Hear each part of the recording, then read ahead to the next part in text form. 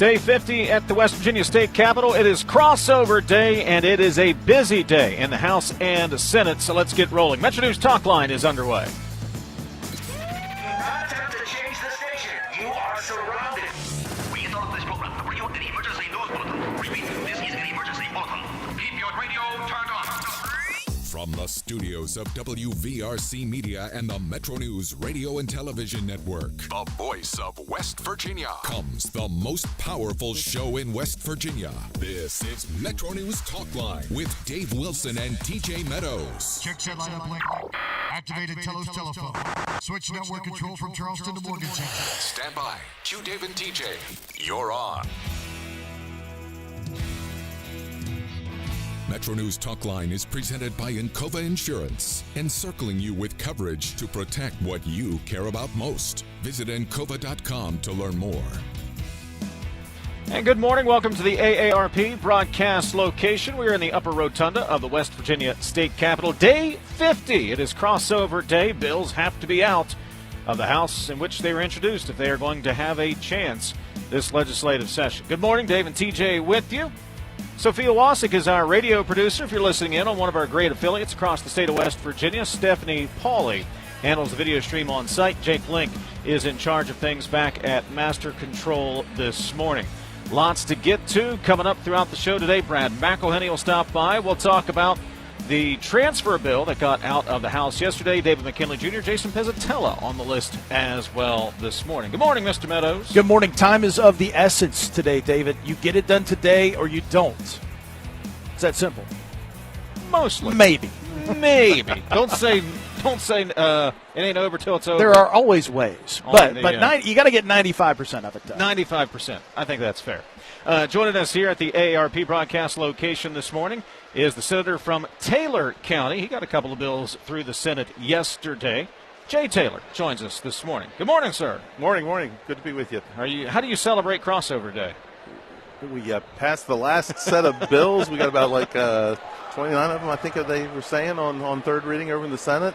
So, this is it. Get them out.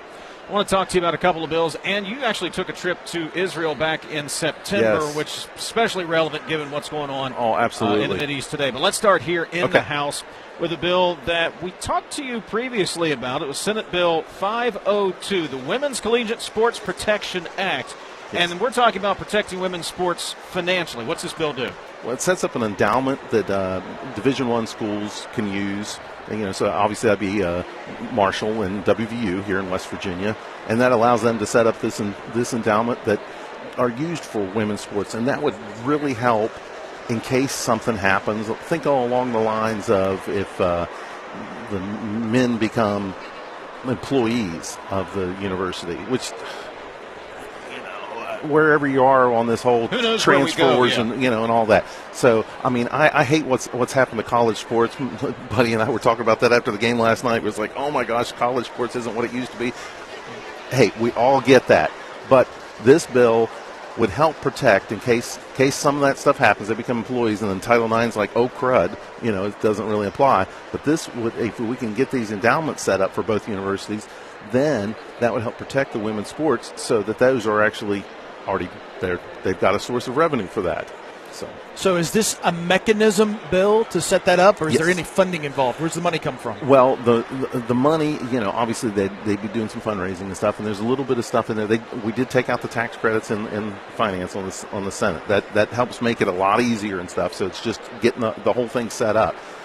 There's obviously a lot of donations that would probably come in. There's some matching stuff with like some excess revenues, that the university might have, and so a lot of that. Just with getting the mechanisms, getting the whole structure set up is the important thing.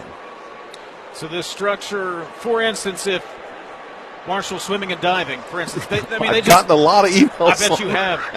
But there was a program that was the victim of a financial situation. Exactly. That's all the reason. Yeah, and some people have been sending in messages, calls, and whatnot, saying, "Hey, can you put something in there to that would bring back programs that." Had been taken away. I warn people about, putting specifics in there like that. Hopefully this would get set up and it would leave it to, we talk local controls, but hopefully this would allow it so that, if Marshall would get this and get this going good and have that funding set up, they'd be like, hey, we've got some extra money here. Let's bring that back. So then give them that flexibility. So I'm hopeful there that this would be something that would help them. Yes.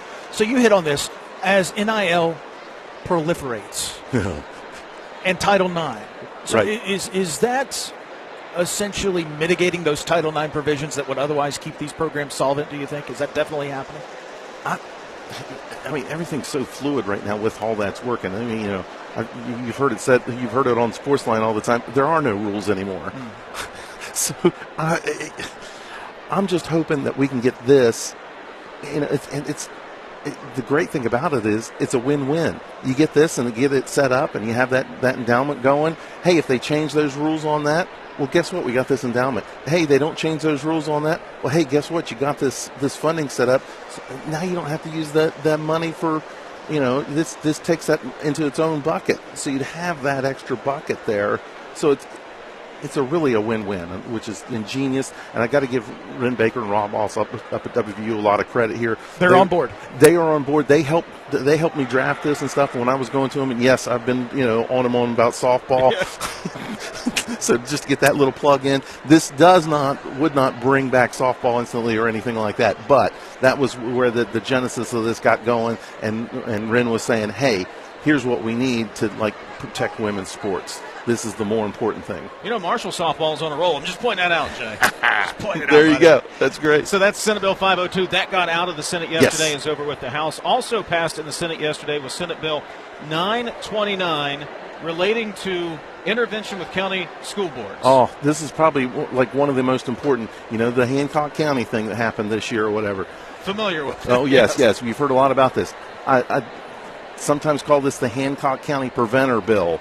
How so? Well, because basically, here's what's happened. In the state auditor's office, there's a division called the Local Government Services. I know probably a lot of people aren't familiar with this. Every county commission, every municipality in the state has to submit their budgets and all their budget revisions to the Local Government Services thing. They go through that line by line, do all these checks. They see here, here's an issue, and they pin it back and do all that. It's really an amazing service that they do through that to keep everything straight with the county commissions and the municipalities. In this bill, because right now they can do that with the county boards of education, this bill changes that to a shall do that. So this way, each of the counties, and I believe this, if we would have had this in there already, I think that would have caught the Hancock County issues, and I'm hoping that we can get this in to catch any future issues.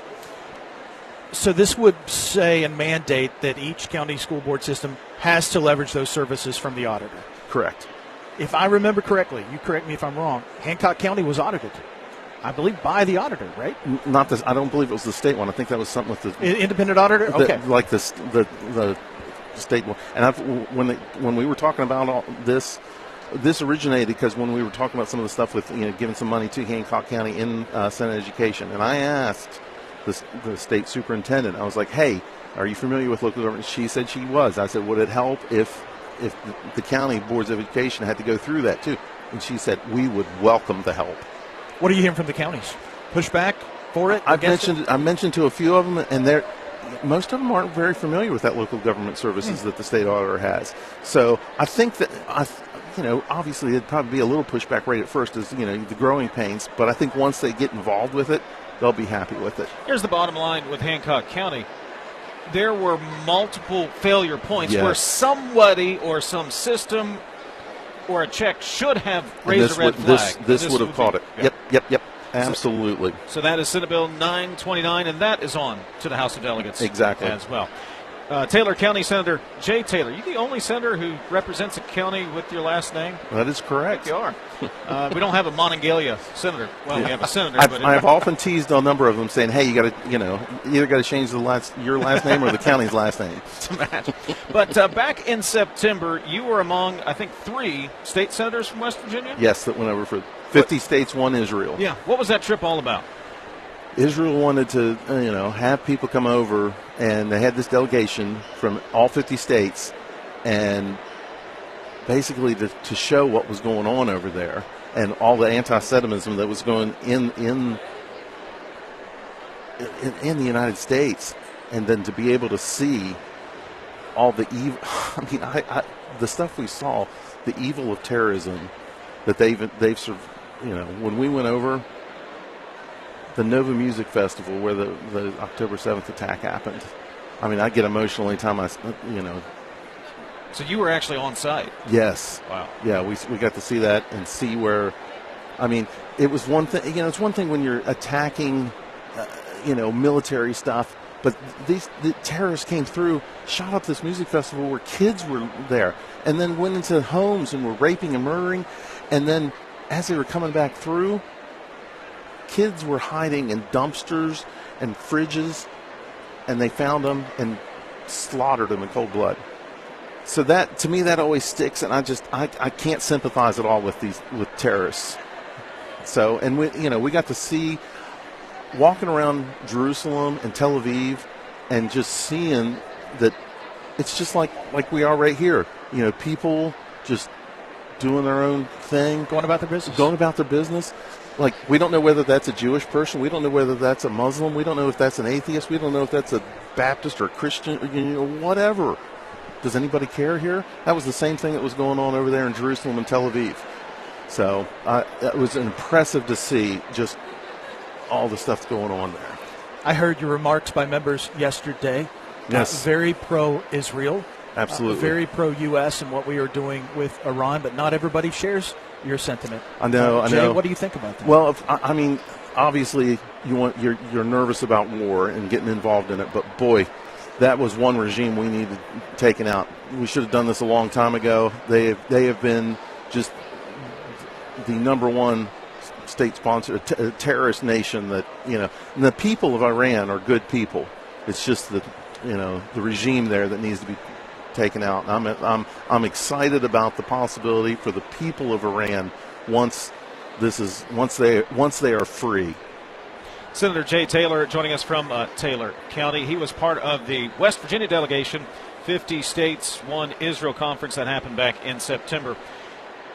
Compare and contrast what you thought you knew about that region versus what you now know after having actually visited the region. I mean, I knew the Bible stories, and sometimes you'd think sympathetically. And I remember I even asked the one guy when I got there, or when we were there and we were touring around, I was like, well, what do you say to the two-state solution? And giving them, and and this was a group of them there, with some of our guides and some of the citizens that were with us and whatnot. And he goes, we did that in Gaza. We gave them control. We left them, they had their own, and look what they did. They turned it to a terrorist, they turned it over to the terrorists and attacked us. So, and all that's what you hear from the terror side, that whole from the river to the sea.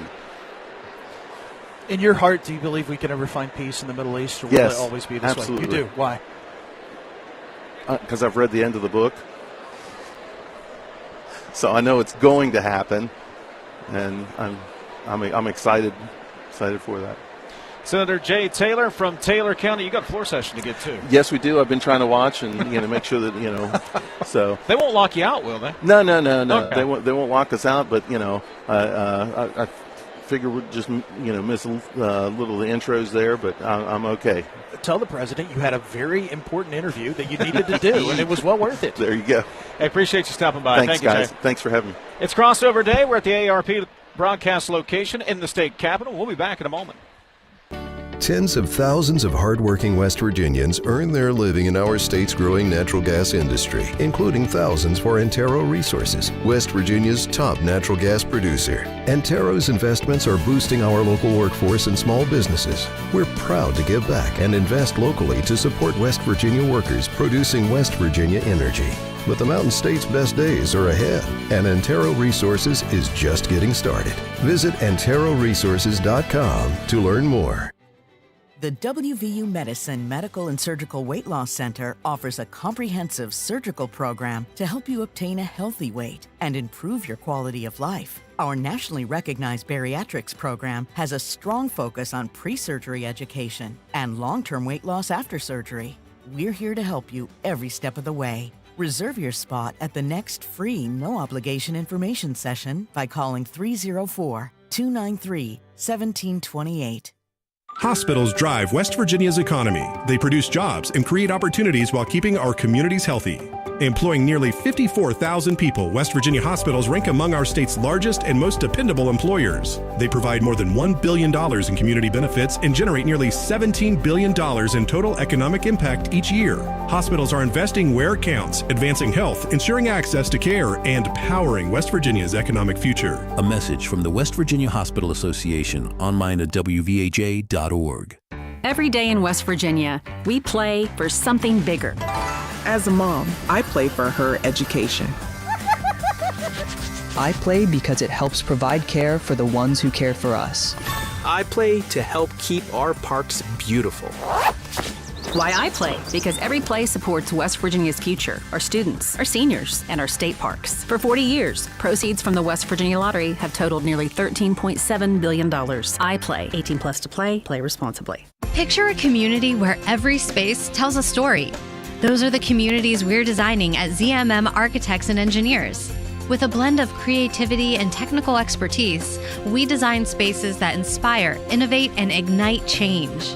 From cutting-edge educational facilities to community-centric gathering spaces, we're committed to improving lives through design. Let us help you shape a brighter future for generations to come. Because at ZMM, it's more than architecture. It's about building your legacy. If you have a child who's a junior in high school in West Virginia or know someone that does, please listen up. Here's your opportunity to win a full scholarship from West Virginia Wesleyan College that includes room, board, tuition, and fees. The 19th Annual West Virginia Scholar Program is presented by ZMM Architects and Engineers and the West Virginia Farm Bureau. The deadline is May 3rd. For details, go to wvmetronews.com to apply. That's wvmetronews.com. Remember, application deadline is May 3rd. You're listening to Talkline on Metro News, the voice of West Virginia. Leading the efforts to build a stronger West Virginia, the High Technology Foundation has a proven plan to strengthen and diversify our state's economy. The I-79 Technology Park's high-capacity infrastructure continues to attract advanced federal operations that are driving economic growth. This keeps our young, educated residents in the state and brings West Virginians home. The High Technology Foundation, building a stronger West Virginia. Learn more today at wvhtf.org. Across West Virginia, hospitals are always here, healing, helping, and standing strong for our communities. Hospitals save lives and build livelihoods. They're among our largest employers, with a passionate workforce of 54,000 West Virginians. Hospitals are economic drivers, contributing close to $17 billion to our state's economy and working to ensure access to care for all. From life-saving moments to wellness support, West Virginia hospitals keep our state healthy, our families strong, and our future bright. New year, new trucks. Start your year off with a new truck from Dan Calva Toyota World. Now lease a 2025 Tacoma for as low as $299 a month. Save over $7,500 off on select Tundras or get 2.99% for 72 months.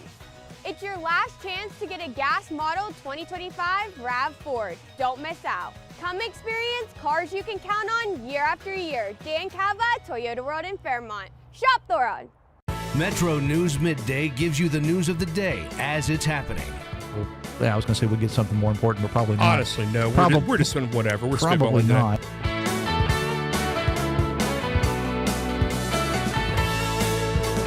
Join Dave Allen weekdays for Midday on Metro News Television. Available on mobile, Roku, Fire TV, smart TVs, and online at wvmetronewstv.com. West Virginia.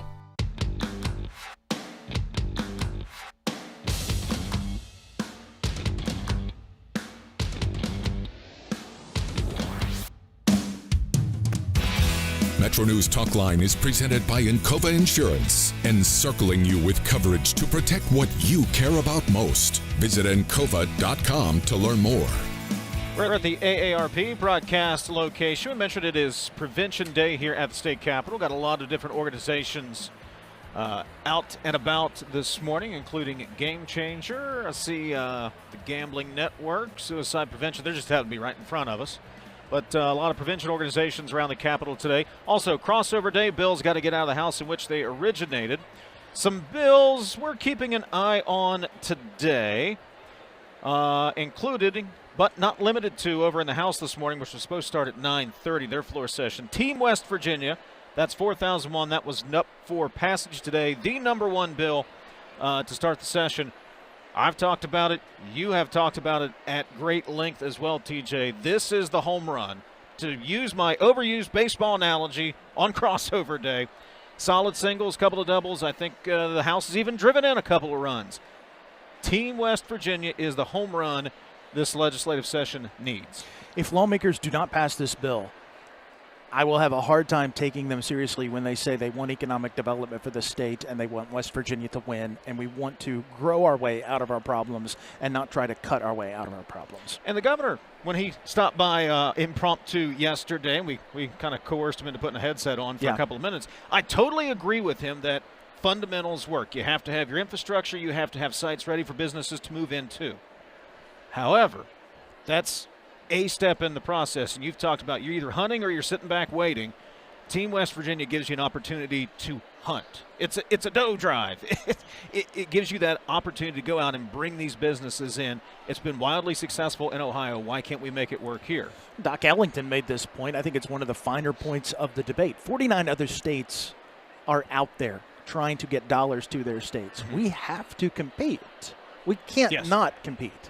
So that was first up. I have not been on the Twitter machine to see where they are in the agenda yet, but we will check in with Brad McElhinny. Stephen Allen Adams is going to join us as well. The Culture Center financing bill, crypto kiosks, remember those? That was moving both in the Senate. The concurrent House bill is also moving. School aid formula net coal tax cut. We talked about that this week, also up for passage today. Over on the Senate side, the adult cabaret bill is up for passage today. Indecent exposure, abortion pill reversal are some of the bills we're keeping an eye on over on the Senate side this morning. It's interesting juxtaposition, isn't it, when you talk about what we're focusing on in the House on crossover day versus what we're focusing on in the Senate? Well, by the way, there are a couple of bills that would actually do some other things over on the Senate. Fair. There is a pay increase for judges and magistrates that is up for final passage today in the Senate, and salary adjustment for elected officials on that side as well. How many years since magistrates had a pay raise? And you think about these inflationary times that we're in. It's getting real. It's been a number of years, quite a period of time. I'd have to check with my magistrate buddies. I think over 5 years at least. I would say so.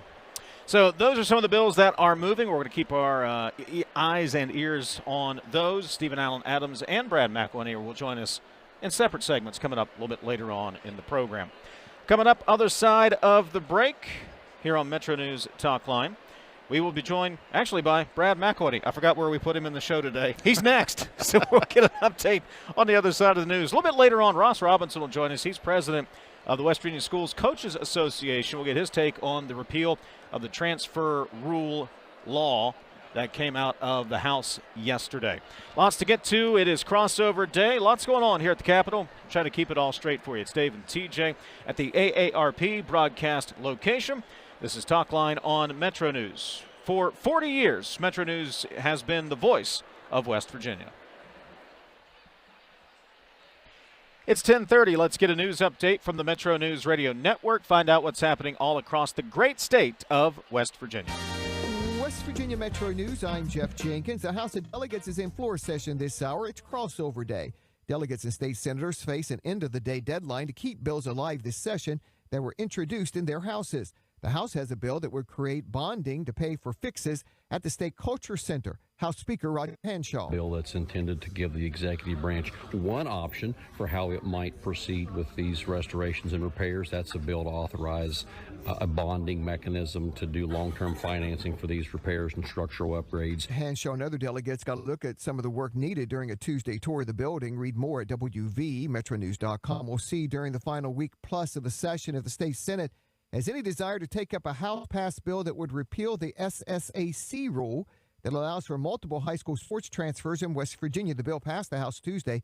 Putnam County Delegate Kathy Hess-Krause was against it, saying the current rule is about safety. It is a punishment for children. This repeal takes away one safeguard students have when something goes wrong. And when I say wrong, I don't mean losing a season. I mean bullying, harassment, abuse. The original transfer measure that gained passage 3 years ago got its start at that time in the state Senate. 60-day session ends a week from Saturday. Governor Patrick Morrisey has a news conference scheduled in Beckley today. That's set for noon and will be held at Tamarack. You're listening to Metro News for 40 years, the voice of West Virginia. Hi, I'm Chris Lawrence, and the great outdoors is coming inside. Join me at the 24th Annual West Virginia Fishing, Hunting, and Outdoor Sports Show presented by Can-Am this weekend at Milan Park in Morgantown. More than 100,000 square feet of fishing gear and hunting supplies, outfitters and charter boats, ATVs, campers and tractors, guns, knives, and much more, all under one roof. An outdoorsman's paradise. The West Virginia Fishing, Hunting, and Outdoor Sports Show this Saturday and Sunday in Morgantown. Doors open both days at 9 a.m.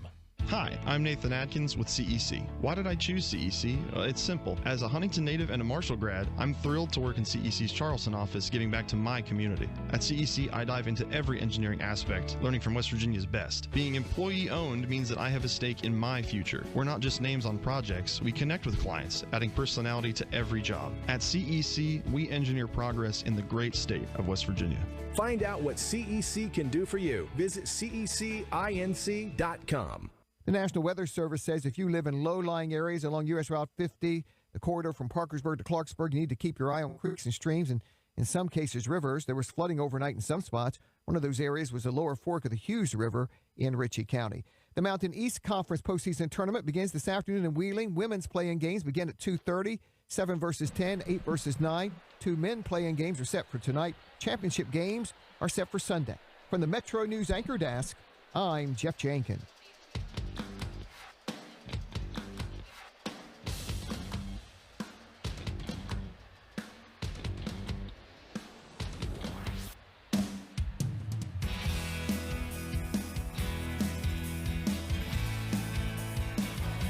Dave and TJ, MetroNews Talkline at the state capitol, AARP broadcast location. Brad McElhinny is our MetroNews statewide correspondent, keeping an eye on every single bill that is moving today on Crossover Day. He's presented by AARP, your ally for real possibilities in the Mountain State. Connect on social media at AARP West Virginia and learn more at aarp.org/WV. Brad, happy Crossover Day. There are other adjectives. There are different adjectives than that one. But it is Crossover Day. Crossover, as they say. So we are watching the river run high with legislation today. It's a deadline for crossing stuff from one chamber to another. And all you can do is jump in the river and watch the individual pieces of flotsam and jetsam. Well, let's jump in. We spent quite a bit of time yesterday talking about Rayleigh's Law. This is the law that would prevent children who are the subject of abuse investigations, prevent them from being pulled out of public schools and put into homeschooling situations. That already died in the Senate, but it was brought up over in the House. However, it was going to take a suspension of the rules to get that through today. Where is that bill? So it's there is limited hope, very limited hope. If there are additional ways to get that across and rolling, I can't think of them. So this was a vote by Delegate Sean Fluharty, who has been a supporter of this legislation since 2018.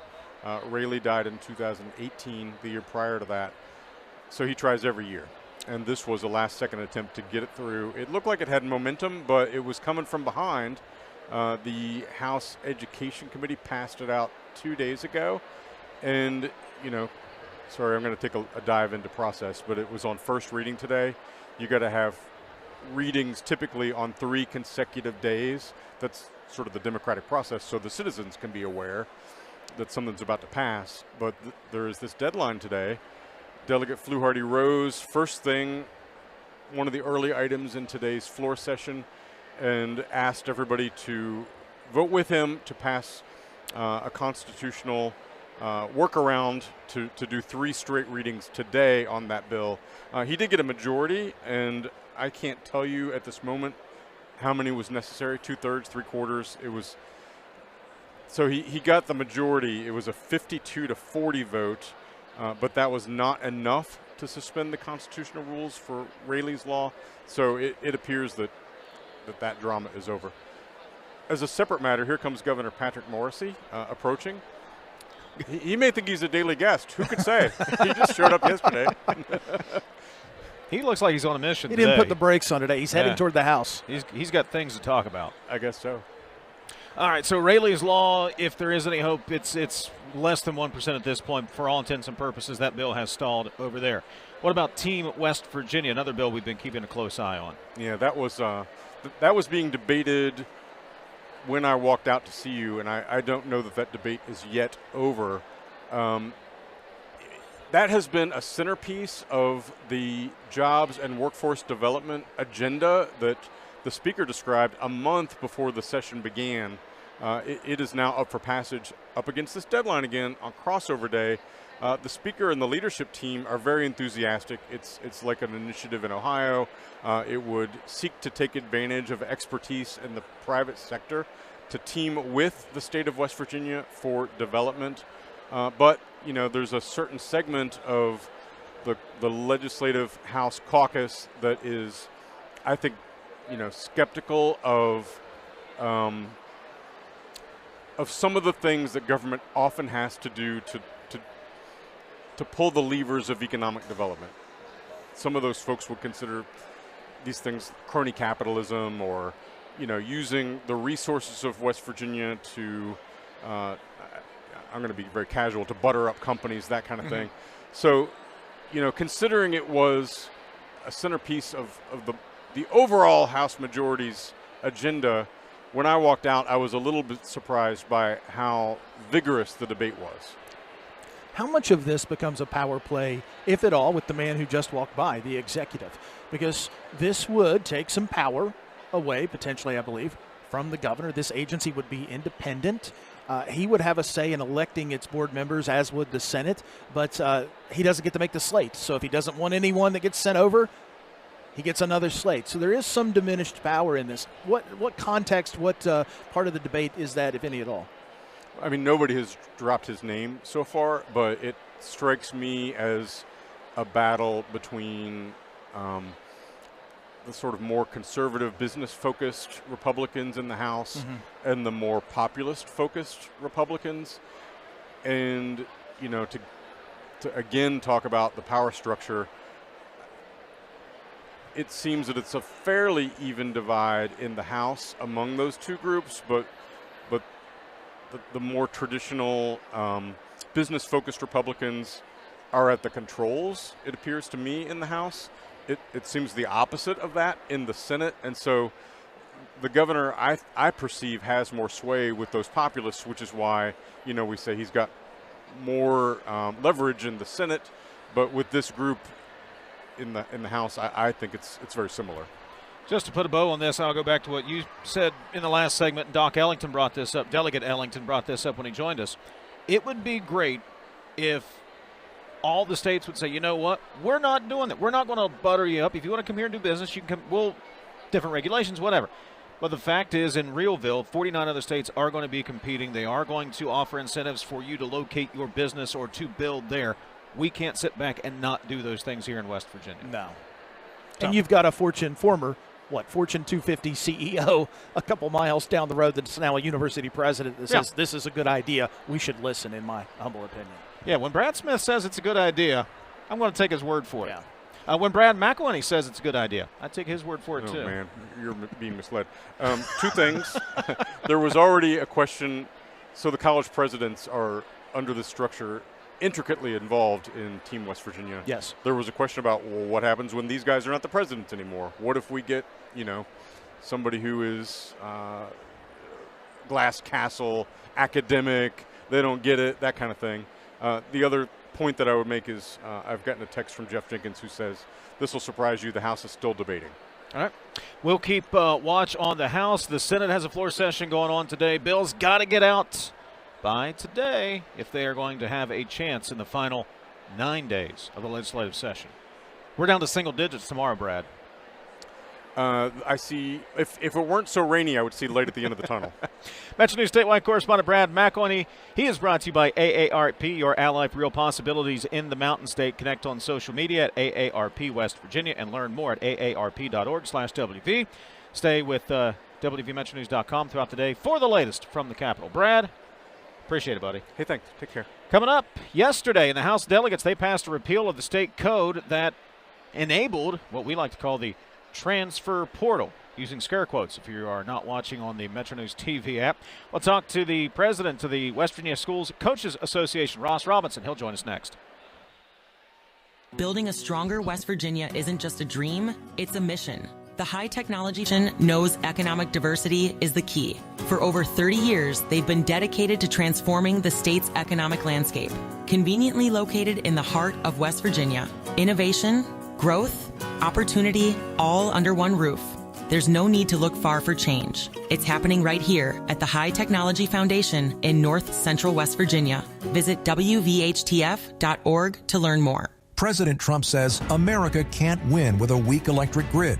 In West Virginia, that means outages and missed opportunities for jobs and growth. That's why more than 6,000 West Virginians signed a petition calling for modern transmission lines that keep power reliable and strengthen President Trump's America First economy. It's time for action. Learn more at powerwvnow.org. Paid for by West Virginians for reliable and affordable energy. We are there for you, to care for you at the health plan. We are here for you. At the Health Plan, we are here for you, and we have been one of the most trusted carriers for over 40 years. Headquartered right here in West Virginia, providing exceptional health coverage and local customer service. The Health Plan, we are here for you.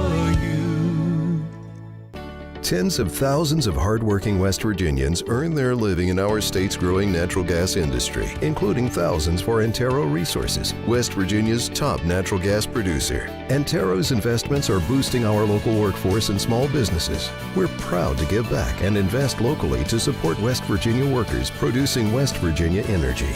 But the Mountain State's best days are ahead, and Antero Resources is just getting started. Visit AnteroResources.com to learn more. You're listening to Talkline on Metro News, the voice of West Virginia. When I was heavy, being on my feet all day seemed like torture. Makes you feel defeated. I'm just going to be like this for the rest of my life. But then I thought, I'm done acting like that. I'm not going to be like that anymore. Bariatric surgery at WVU Medicine helped me lose 265 pounds. It's always been my goal to have my own place. I want everyone to feel welcome here. I would never have been able to do all these things before without WVU Medicine. You own a boat because you love spending time on the water. Choose the outboard that allows you to make the most of it. Honda Marine's legendary reliability, ease of maintenance, and powerful performance keep you going strong. And they're all backed by the peace of mind protection of the industry's best limited warranty. Visit your Honda Marine dealer today and find out why it's more than an engine. It's your time on the water.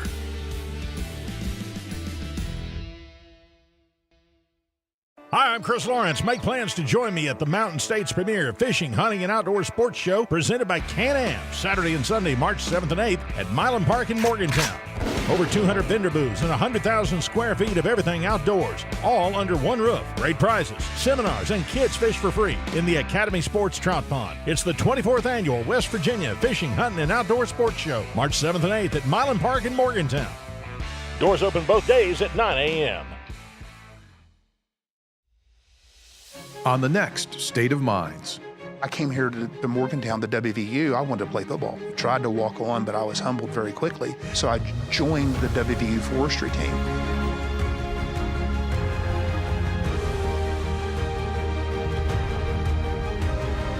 What my father taught me was the importance of hard work and the importance of sweat equity.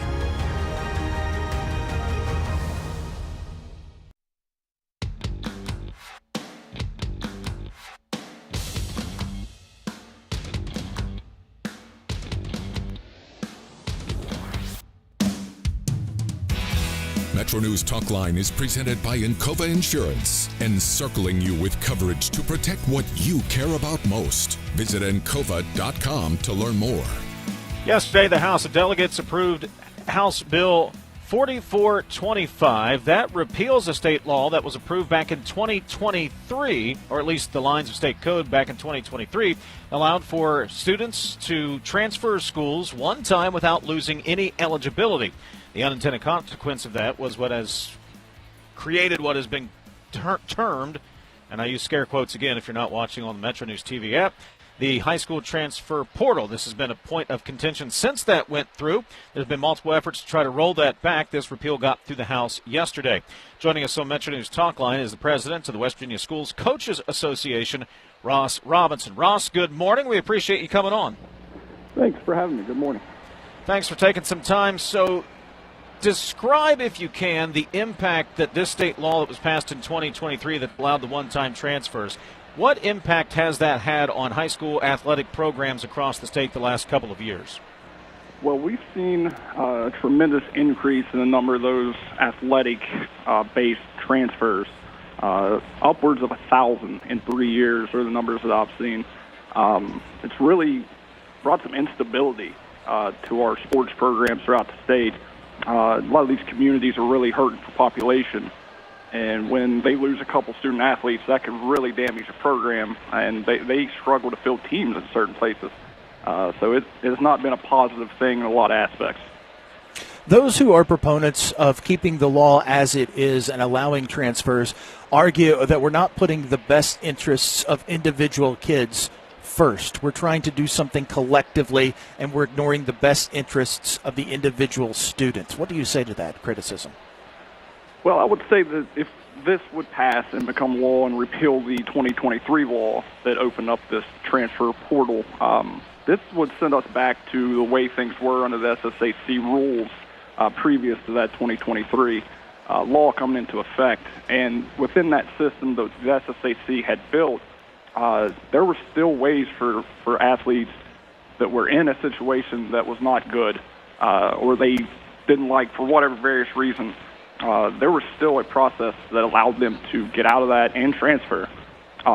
They also had a built-in transfer coming into their freshman year of high school. You could kind of choose your high school coming out of that 8th grade year. You also had the ability to return to your home district. And then if you had a legitimate move into a different school district, then you were going to be immediately eligible. So we're definitely not wanting to keep kids and parents limit their choices or keep them in a situation that's not good. They still would have that ability to get out of those and make some choices to better themselves. Talking to Ross Robinson, president of the West Virginia Schools Coaches Association. One of the criticisms brought up yesterday, and I've heard this a number of times, you as well, is that student athletes could miss out on college athletic scholarship opportunities if they are not afforded the opportunity to go from one school to another, go to another school where they may get more exposure. You've been involved in athletics for a long time, I know, Ross. What do you say to that? I would say that, yeah, high school athletics can be that avenue to that scholarship money and to those things, which are really great. And every coach loves that when kids and families are able to benefit from that. We would never want to do something to harm that. But our high school athletics are also education and community-based. All right, the goal of this bill to repeal this law would be to bring some stability back to the system and ensure our teams are representing their communities. And again, like I've said, we don't want to limit choices. We don't want to take away opportunities.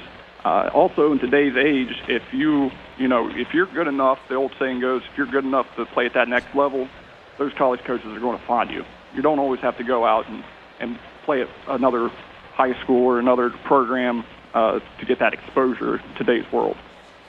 Do you worry about the future of high school sports in West Virginia if the legislature, in its wisdom, decides not to give control back to the SSAC? If that is the case, what does the future look like in your opinion?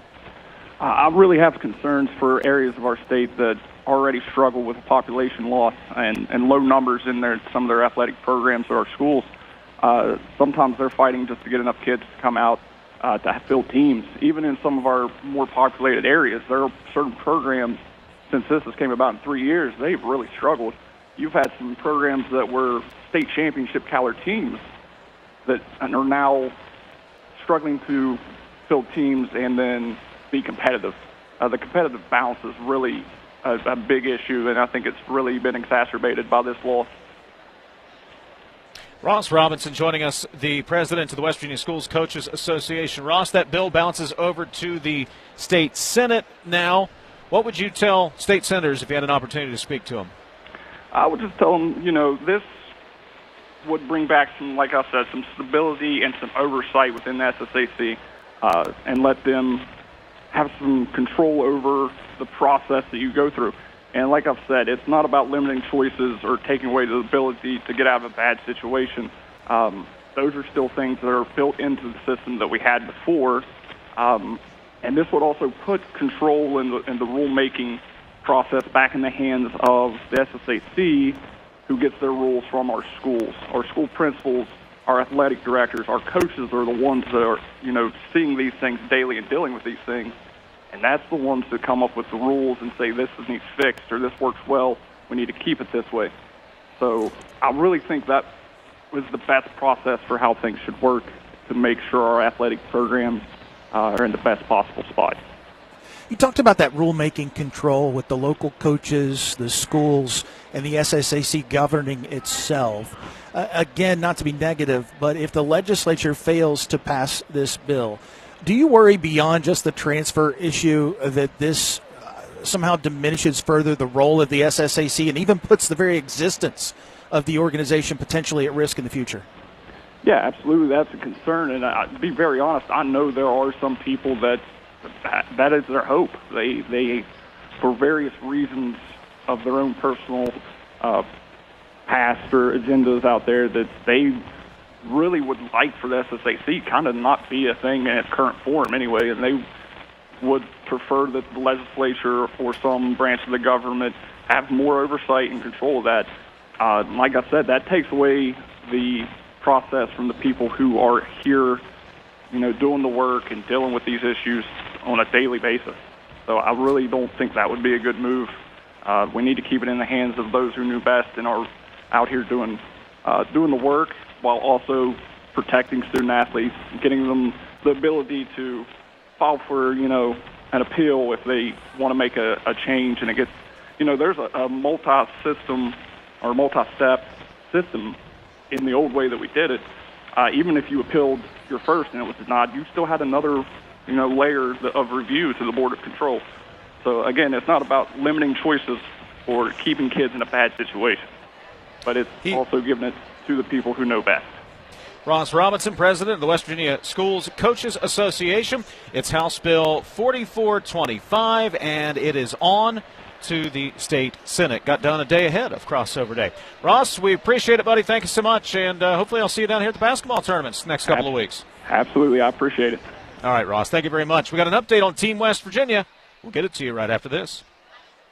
Located in the heart of West Virginia, Bridgeport is the place to play. Endless indoor and outdoor recreation opportunities, including the Bridgeport Complex, coupled with a dynamic food scene, make Bridgeport the perfect getaway destination for couples and families. Explore unique shopping and pick from a wealth of lodging options to find something perfect for your needs. Explore the heart of West Virginia in Bridgeport. Learn more about all there is to do at greater-bridgeport.com. Coal-based generation remains the backbone of West Virginia's energy portfolio, ensuring reliability, security, and affordable electricity throughout the region. Our coal plants are engineered for performance, designed to run most efficiently at or near a 70% capacity factor. This level of operation is not arbitrary. It's based on sound engineering principles, scientific analysis, and has been formally adopted by the West Virginia Legislature as a reasonable target for optimal performance. When our coal fleet operates near that benchmark, it provides stable power to the grid, maintains cost efficiency, and supports thousands of good-paying jobs across our state. Coal generation also drives local tax revenue that sustains schools, infrastructure, and community services. Working in partnership with state leaders and the Trump administration, we're ensuring that our coal fleet remains modern, efficient, and ready to power West Virginia and beyond for decades to come. This message brought to you by the West Virginia Coal Association and Friends of Coal. West Virginia Natural Gas keeps energy affordable and our state competitive for growth. Producing and using more of our reliable, homegrown energy helps stabilize prices for families and small businesses.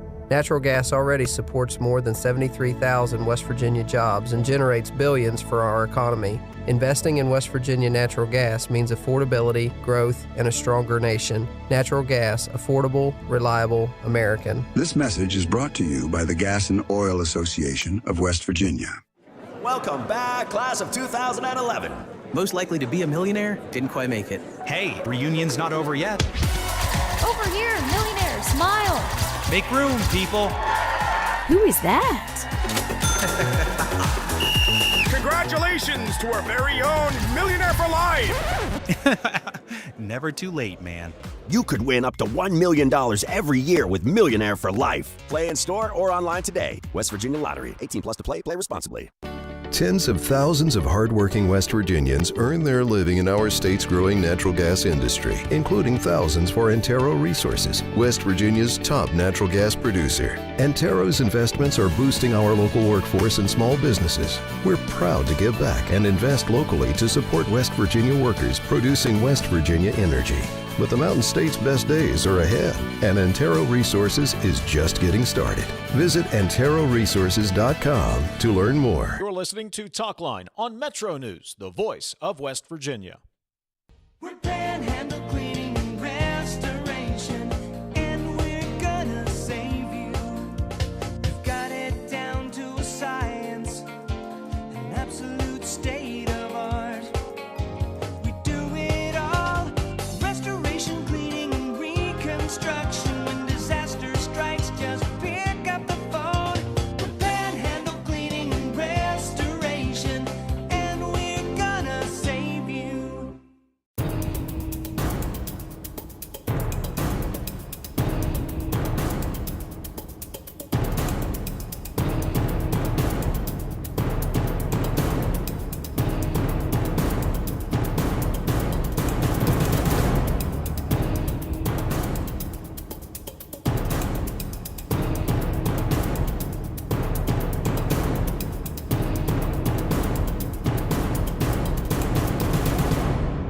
President Trump is right. America's electric grid needs to be fixed now. When you have a grid system in this country that's obsolete and a disaster, it can't produce the electricity, it can't distribute the electricity. For West Virginia, obsolete means power outages and lost opportunities. That's why more than 6,000 West Virginians signed a petition urging state leaders to support President Trump's call to fix our grid. Learn more at powerwvnow.org. Paid for by West Virginians for reliable and affordable energy.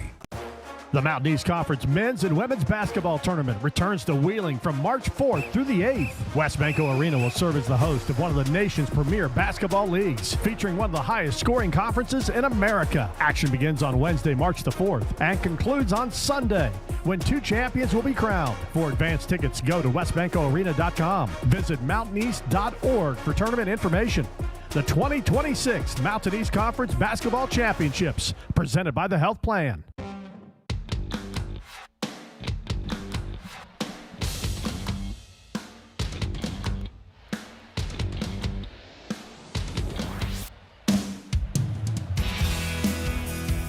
Ooh, this will be really short.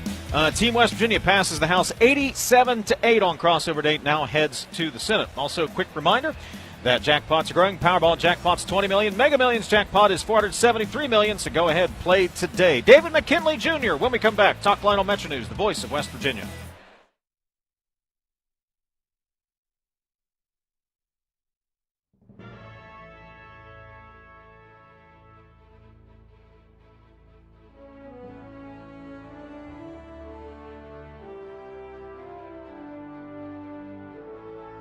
Hoppy Kercheval, 5:55 a.m. How early did you get in that day, by the way? Probably 3:30. How long did you do sign-on shift? I signed on like 7 years. Not all. 6 days a week for 7 years. Lightweight. I know. Couldn't do it now. Now when I wake up at 3:30 is to go to the bathroom. And go back to bed.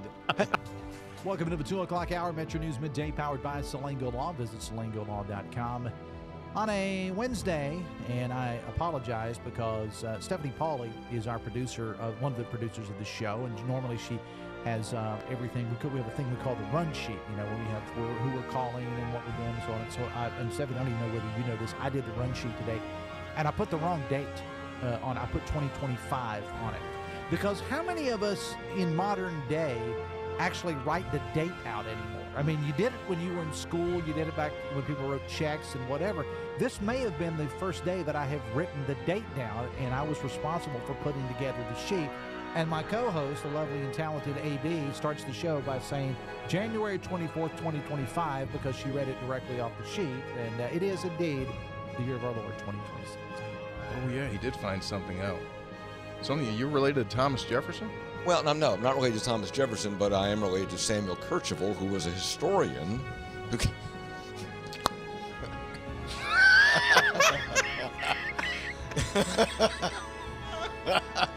I'm going to tell you something about Samuel Kercheval.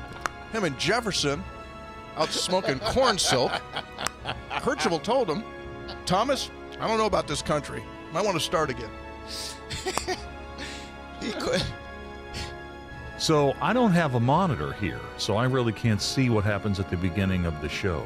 Mm-hmm. So at what point do I pop up? When the music starts and Mr. Announcer comes on? Yeah. So they see all the little panic things that I do that I'm still in the process of setting up? Yes. They see you shuffle about uncomfortably. They see you blow the dust off your headphones. They see you put in like 2 cough drops at the same time. Oh, yeah. I don't do 2 at the same time. Yeah. Okay. All right. I don't know that. I should probably. Now, these shows are archived, right? So I can go back and watch them. Yes. So I could live this show in real time and then go home and, when I say something to Linda like, hey, did you hear when I did this? And I don't watch it. Well, let's get in front of the TV and watch me do it again for 3 straight hours. Yes, it's archived just like the audio podcast. Ah, that's right. And see, this is the thing that gets the NCAA in trouble, when it goes to court here. Is there a clock or not? Greg, we talk about the clock all the time. Mm-hmm. If he began in 2019, the clock should have run out, whether he's played the 4 years or not. And that's part of the argument, because some guys go right through the clock, right? TJ Finley, we've mentioned many times on this show. 7th team coming up this year. He's playing for Incarnate Word. He's played 7 seasons at 7 different schools. Now, why hasn't his clock started? Why doesn't he have the 5-year clock? So if you're Aguilar, I get it. He just bouncing him off the ropes. Somebody save this man. Oh, my Lord. Oh.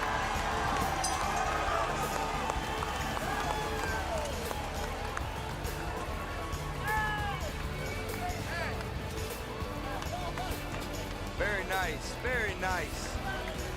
He hit him with everything he didn't want. –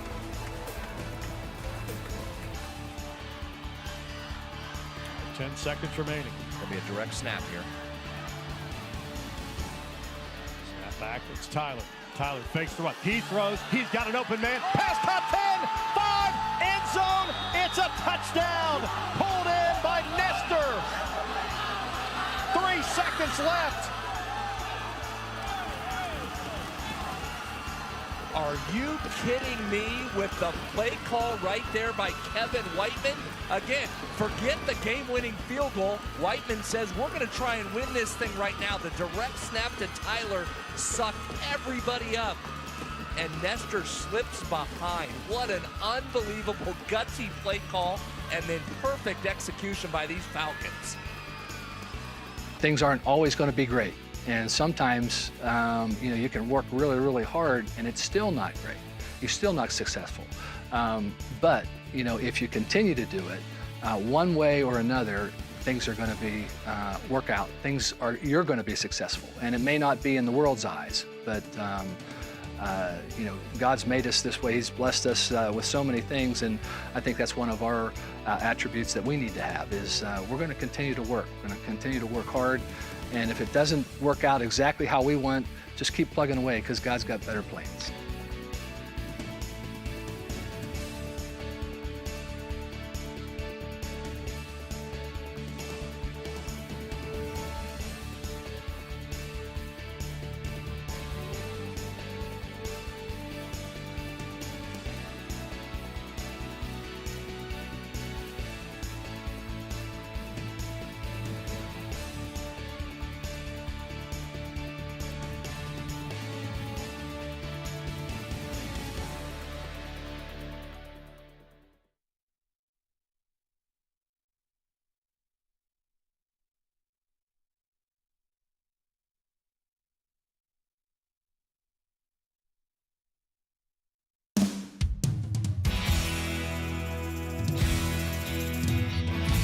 MetroNews Talkline is presented by Encova Insurance, encircling you with coverage to protect what you care about most. Visit Encova.com to learn more. Second hour of MetroNews Talkline. We are live at the state capitol at the AARP broadcast location. David TJ, Sophia Wasik, our radio producer. If you're listening in on one of the great radio affiliates across the state of West Virginia, Stephanie Pauley handles the video on site. Jake Link is at Master Control back at the broadcast suite in Morgantown. 304-TALK 304 is the text line. We'll get to some of your texts coming up. Stephen Allen Adams will join us bottom of the hour. He is holed up in his lair today, keeping an eye on both the House and the Senate. We'll get an update from Stephen Allen Adams second half of the hour. Also, Jason Pizatella with the Contractors Association will join us. A couple of bills moving. In fact, there's one up for passage today that would deal with stiffening penalties for violations in work zones on the highway, which has been a problem in West Virginia the last several years. So we'll talk to Jason coming up a couple of minutes from now. You know he's TJ. If you're watching on the video stream, you can see him. The guy to his left is David McKinley, Jr., founder of the Mountaineer Freedom Alliance. He joins us here at the ARP broadcast location. Morning, David. Good morning. Thanks for having me back. I'm doing well, thank you. You wrote an op-ed recently. West Virginia is at a crossroads. What crossroads have we arrived at?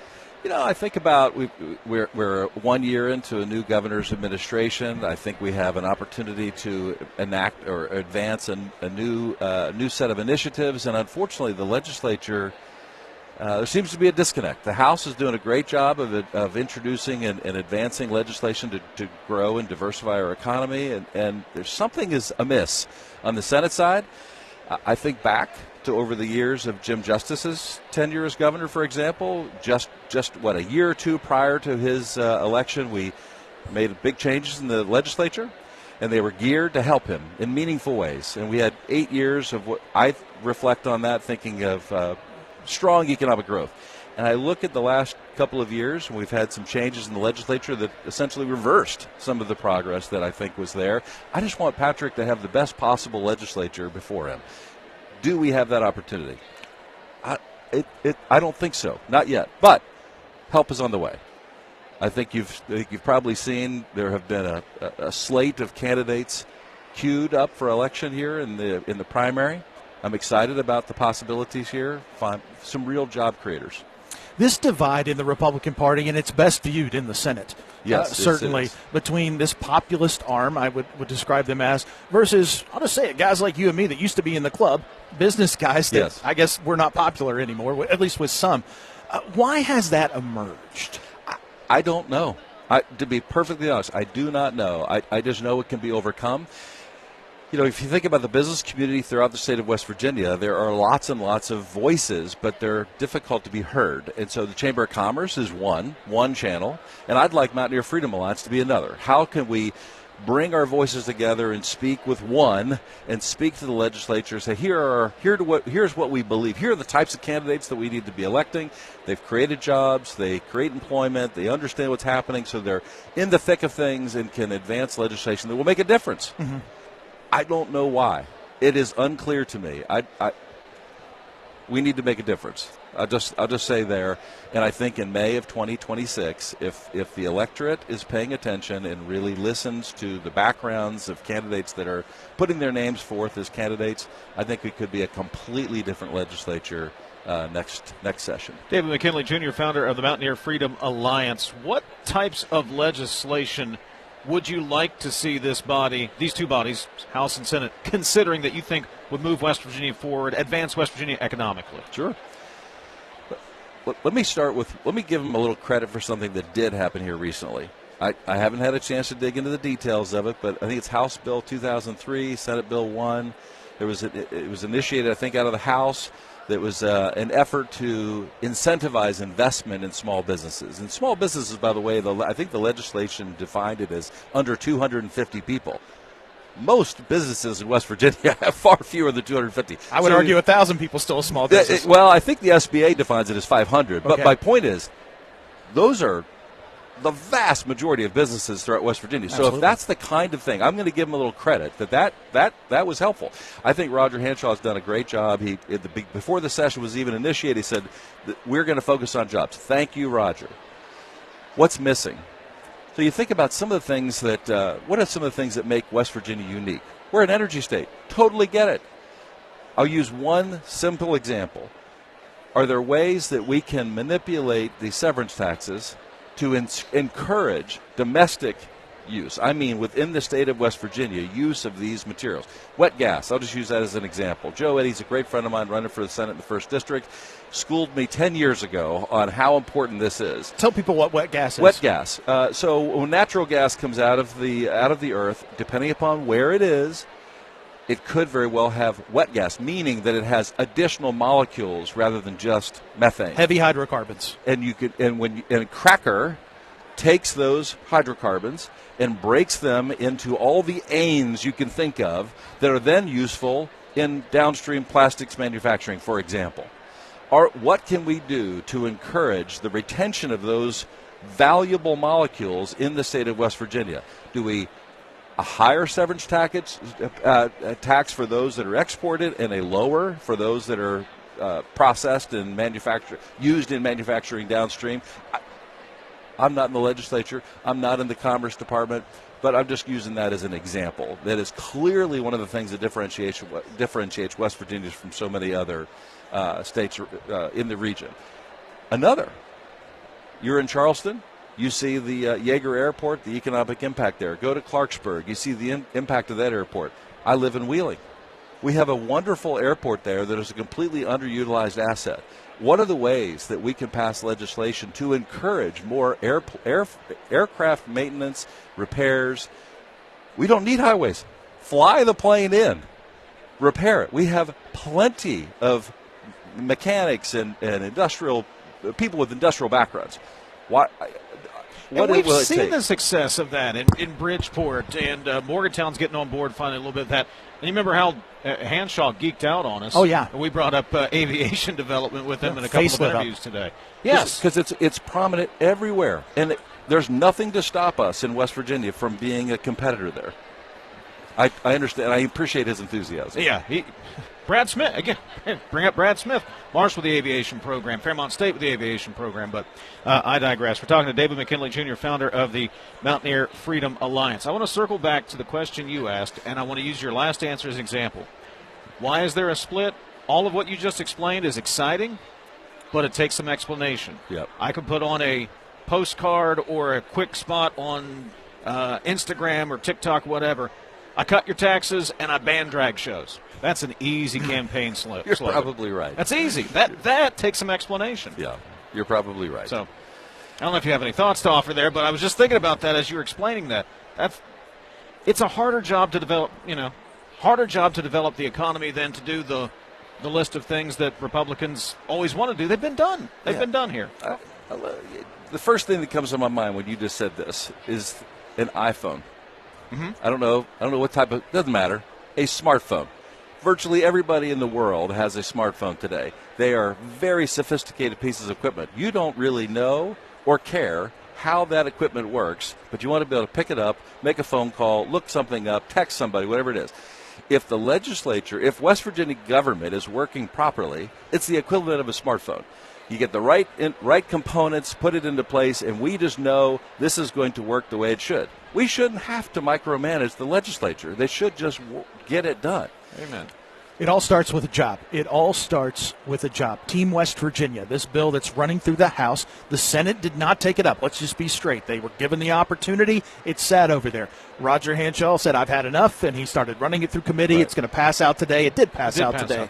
And it'll go back over here. This would set up an independent corporation, Team West Virginia, filled with men and women who are hunters. Yes. David, they're hunters. They know how to go out and get business. There has been criticism, especially I think from the Senate, about, look, we shouldn't be hunting for jobs in West Virginia. We shouldn't be picking winners and losers. We shouldn't be out playing the game. I don't know how thrilled the executive will be downstairs about this legislation. I'm guessing you would say that's the wrong way to look at it. We got to be out hunting, right? We absolutely. I love the idea. I think we need to have something that is non-political, that is stimulating economic development, closing gaps in deals, whatever it takes. Is honestly, there are people that have an interest. The cost of doing business here may be a little higher than elsewhere. The market's a little smaller. if we can close those gaps and give people the sense of confidence they can make it work, I love it. What is it? It's the Team equivalent of West Jobs Virginia. Ohio. Jobs Ohio, Team yes. West Virginia. I love it. He's David McKinley Jr., founder of the Mountaineer Freedom Alliance. You can read his op-ed, which was published, this week? Yes. This week was published. West Virginia at a Crossroads. David, we appreciate it, buddy. Thanks for stopping by. Absolutely. Thank you. Jason Pizatella, Contractors Association, joins us next. Stephen Allen Adams a little bit later on. This is Talkline from the AARP broadcast location.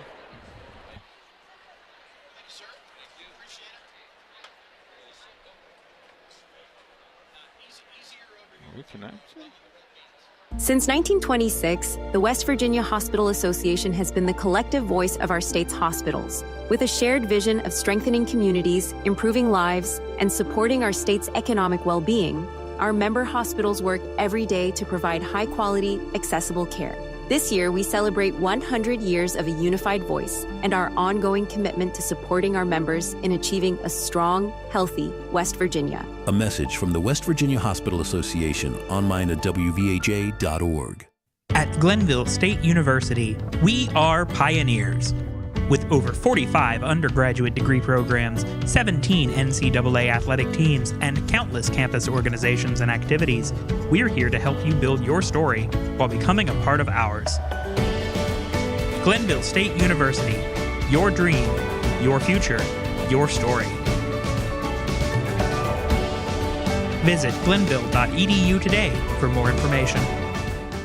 Worried about paying for college? MetroNews is proud to present the 19th Annual West Virginia Scholar Program, where one high school junior in West Virginia will win a full scholarship to West Virginia Wesleyan College, including room, board, tuition, and fees. For details, go to wvmetronews.com and click the Apply Now button. Deadline is May 3rd. The 2026 West Virginia Scholar Program, presented by Greer Industries and the West Virginia Hospital Association. Go to wvmetronews.com and apply today by May 3rd. Tens of thousands of hardworking West Virginians earn their living in our state's growing natural gas industry, including thousands for Antero Resources, West Virginia's top natural gas producer. Antero's investments are boosting our local workforce and small businesses. We're proud to give back and invest locally to support West Virginia workers producing West Virginia energy. But the Mountain State's best days are ahead, and Antero Resources is just getting started. Visit AnteroResources.com to learn more. You're listening to Talkline on Metro News, the voice of West Virginia. The conversation starts long before the game.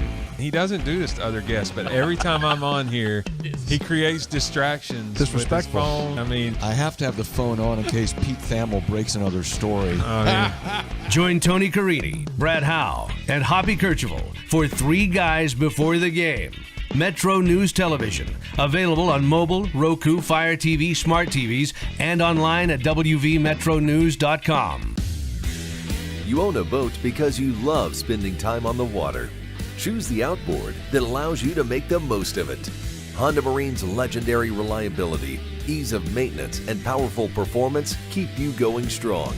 And they're all backed by the peace of mind protection of the industry's best limited warranty. Visit your Honda Marine dealer today and find out why it's more than an engine. It's your time on the water.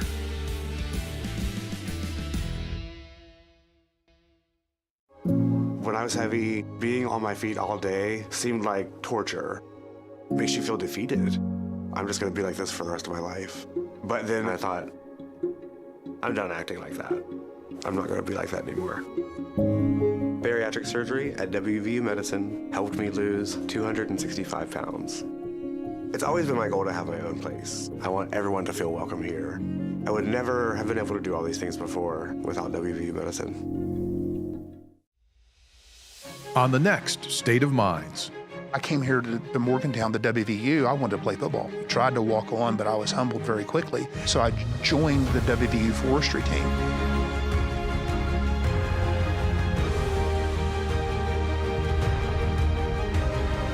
What my father taught me was the importance of hard work and the importance of sweat equity.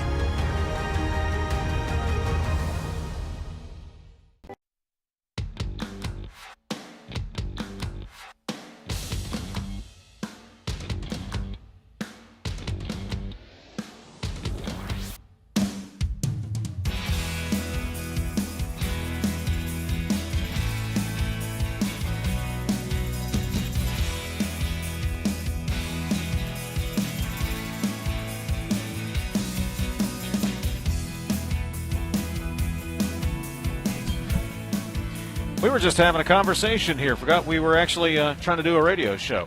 Dave and TJ at the AARP broadcast location. I'm watching the video stream, which is about 90 seconds or so behind. Yeah, we're just having a conversation, yucking it up, and we're actually doing a show. Talking about potholes. Jason Pizatella is joining us, CEO of the West Virginia Contractors Association. Yeah, we were talking about potholes and road work and DOH being out on the road. In fact, there was a bill, House Bill 4538, that was up for passage, and just moments ago passed the House of Delegates. That bill, the Work Zone Safety Act. Good morning, Jason. First of all, let me give you your official introduction. Nice to stop by, as we were just having a nice conversation there. Had to go back on the air. Thank you guys for having me. It's always good to be on the program.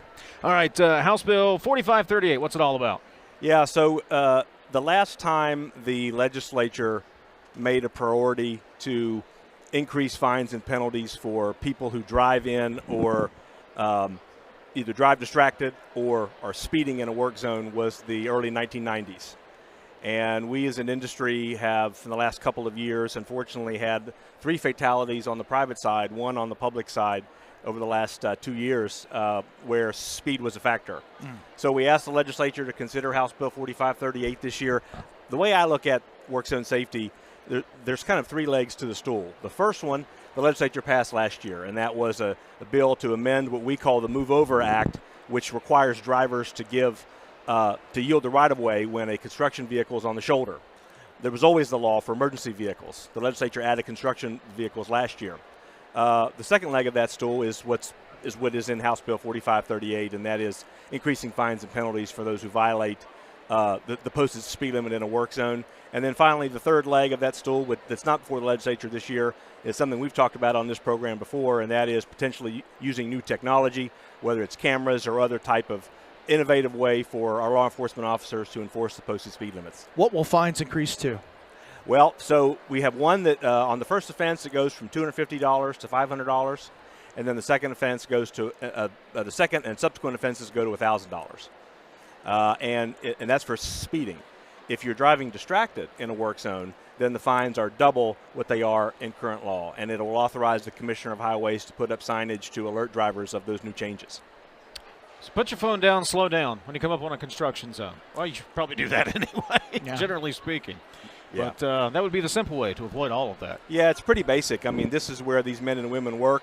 And, you know, if the 3 of us were sitting here and someone was driving by 80 miles an hour and was coming up right up against your desk here, I think it would be meaningful for that person to realize what it's like to work in a construction work zone. So we think it'll act as a deterrent and hope it has a desired effect. You're probably going to have some pushback when it comes to cameras and new technology. What would you say to legislators or even citizens who have apprehensions about those kinds of technologies in use in policing work speed zones? Yeah, good question, TJ, and it's one I get almost every day. And the main response is that all of our surrounding states, with the exception of Ohio, have enacted some type of camera enforcement law. What most people don't realize is that there are already cameras in work zones monitoring the work zone. They just aren't used for any type of enforcement purpose. What we've asked the legislature to do is not to turn into D.C. or Maryland or Pennsylvania where citations are automatic. You still have to have that interaction and a traffic stop initiated by a law enforcement officer. All it would do is to give law enforcement one additional tool in addition to radar and laser to enforce the speed limits that are already there. So, you know, other states around us have used it, Kentucky being the most recent, and drivers are getting used to it, and we think in a year or two when there's some more data, will show that it's had a desired impact. Kind of good timing to bring this up anyway. Weather's breaking. The roads are pothole riddled thanks to the freeze and thaw cycle. So DOH crews, contractors, they're going to be out working soon enough. It'll be road paving season. These men and women are going to be out working very, very soon. Very soon, Dave. There'll be cones and orange barrels everywhere. The asphalt plants are going to all be open within the next month or so and running at full speed because, as you said, that freeze-thaw cycle has been really bad this year, as well as the plowing and the use of the abrasives on the road. It really has an impact, and so all of our crews will be out working very, very soon. As you talk to your members outside of maintenance work, what kind of capital construction, improving highways, What's it going to look like this summer? Always a lot of road cones out there, but what can you tell us? You have any hints yet or any ideas about what's going to be happening on what roads? Yeah, so this is the last year of the Federal Infrastructure Investment Jobs Act. Mm-hmm. Congress has to reauthorize it this fall. Senator Shelley Moore Capito is the chair of the committee that's writing that bill currently, so we think West Virginia is well situated there. The Morrissey administration has put a priority on road and bridge maintenance, and I think that you'll see another $1 billion program this year. For those of us in the Kanawha Valley, the DOH and the City of Charleston just launched about a week ago a web portal, an informational portal website, because there's about 13 bridges that are going to be under construction here in the Kanawha Valley within the next few months, including one of the major thoroughfares in this area, and that is the Eugene Carter Memorial Bridge, carrying I-64 and I-77 over the Elk River. It's going to be busy all across the state, but the first priority, I think, is going to be getting those potholes patched. It's a pain, but we all like it after the fact. Don't like it while you're actually working on the roads, Jason. But after the fact, we're okay with it. You got to put up with it for a little while. It's okay. What's the phrase about a little bit of pain, get a little bit of progress? Yeah. But it supports about 20,000 construction jobs across the state. And so when you're going through that work zone and you're irritated because you're 5 minutes late to your hair appointment or to your dental appointment, just realize there's men and women working there making a living. How are contractors doing finding people, by the way? It's never easy. It's getting better. It's never easy.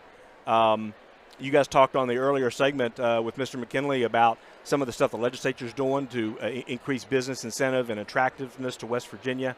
You know, legislation like that Team West Virginia, the Small Business Growth Act, and a few other priorities that have come from the House and Senate, all of that, I think, has a trickle-down effect, because I've heard the Speaker of the House say, you know, there's nothing better for economic development in West Virginia than to have a good job for someone. And we in the construction industry have hundreds of openings right now. So if anybody's out there is interested, it's buildwv.com, and we'll put them to work, and we'll train them to go to work. So you don't need skills. You could take someone and you'll teach them how to do the job. We will teach them how to do the job. Now, if you have a skill, that's obviously a bonus. But we're looking for people that are interested in building a better West Virginia, and they can start at buildwv.com. Oh, we only have 90 seconds to go. We're about to get into a rant where I could go on for days about the men and women who do this work. People talk about wanting to be fulfilled. Man, you can look back and go, I built that. You know, yeah. My granddad was a carpenter for years. He built that house. He built that. It's a fulfilling job. I could go on for the next half hour, Jason, about why you should give it a look. Give it a look. And the pay's good, too. And the pay's good. The pay is good. You can stay here in West Virginia with very little to zero student debt and have a very fulfilling job. You want to put a 20-second plug in for the zipper merge? No, but I will put in a plug for our construction and design exposition that is at the Charleston Civic Center Coliseum at the end of the month. WVExpo.com. About 4,000 people we expect to come to the Civic Center that day and see what the construction industry is all about. Jason Pizatella, CEO, West Virginia Contractors Association. Thanks for stopping by, buddy. Appreciate it. Thank you, guys. Stephen Allen Adams on loan from Ogden Newspapers joins us next. We are at the AARP broadcast location. This is MetroNews Talkline. David TJ. And, of course, we're on Metro News. Metro News for 40 years has been the voice of West Virginia. It's 11:30. Let's get a news update from the Metro News Radio Network. Find out what's happening all across the great state of West Virginia. West Virginia Metro News, I'm Chris Lawrence. The National Weather Service has extended a flood warning in 5 counties in the Mid-Ohio Valley. Wood, Wirt, Jackson, Mason, and Pleasant counties all under a flood warning until 1:30. Heavy rainfall from Tuesday overnight and into this morning has pushed a number of small creeks and streams out of their banks, particularly along the Route 50 corridor. Federal law enforcement has arrested a Clarksburg teenager accused of making threats against President Trump and ICE agents. U.S. Attorney Matt Harvey announced the charges this week against 20-year-old Cody Lee Smith of Clarksburg. A federal grand jury handed up the indictments, alleging Smith made a series of public social media posts encouraging and threatening the murder of President Trump and any citizens who support him, Israelis, and all government officials. He's also alleged to have sent a direct message to Donald Trump Jr. threatening to kill his father and calling an ICE tip line and threatening to kill ICE agents in Clarksburg. Legislation's been approved by the House to roll back that controversial law from 2 years ago that created a high school transfer portal. During debate, Tyler County Delegate Betsy Kelly said the measure's been a disaster. The current law has created instability across our schools. When an outside transfer takes the starting position, a local student often loses playing time and a roster space. thus feeling pressure to transfer elsewhere. The cycle continues. Measure only rolls back to how things were before the law was enacted. You're listening to Metro News for 40 years, the voice of West Virginia. Hi, I'm Chris Lawrence. Matt plans to join me this weekend at the 24th Annual Fishing, Hunting, and Outdoor Sports Show presented by Can-Am at Milan Park in Morgantown. Over 200 vendor booths and 100,000 square feet of shopping, all under one roof. Huge savings on everything outdoors, plus great prizes and seminars. And kids fish for free in the Academy Sports Trout Pond. The state's premier fishing, hunting, and outdoor sports show is back this Saturday and Sunday at Milan Park in Morgantown. Doors open both days at 9 a.m. Hi, I'm Matt Bainbridge. I'm a principal with CEC and the survey practice lead in West Virginia. My journey with CEC started as a staff consultant in 2014. From surveys to well pad design, CEC has nurtured my growth. In 2015, they empowered me to build a remote sensing group, providing the resources to get the job done. The best part is with CEC's support, my career and retirement plans are secure. At CEC, we engineer progress in the great state of West Virginia. Find out what CEC can do for you. Visit cecinc.com.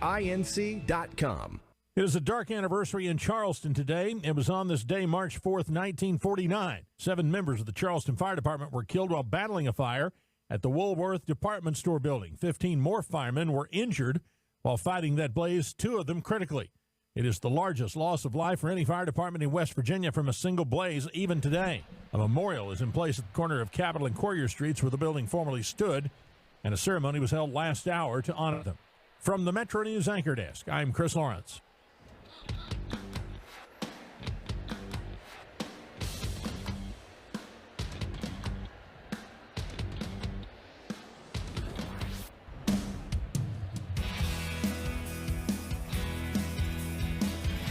MetroNews Talkline continues. We are at the AARP broadcast location. When you choose CityNet, you are choosing 100% West Virginia-owned internet provider with local support, no call centers, no runaround, just fast, dependable fiber internet backed by people who live and work right here. Plus, new residential customers can get 50% off any internet plan for a year. Visit citynet.net today.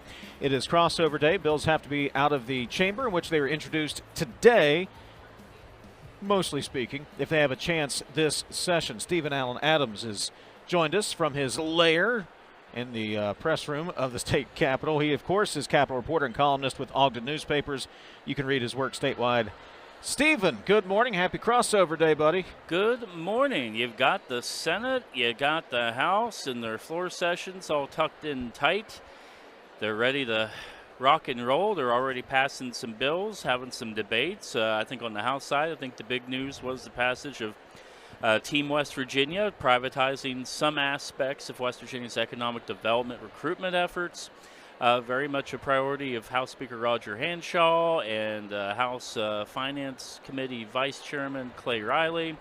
And that passed 87-8, but not before there was probably about 40-45 minutes of debate on that.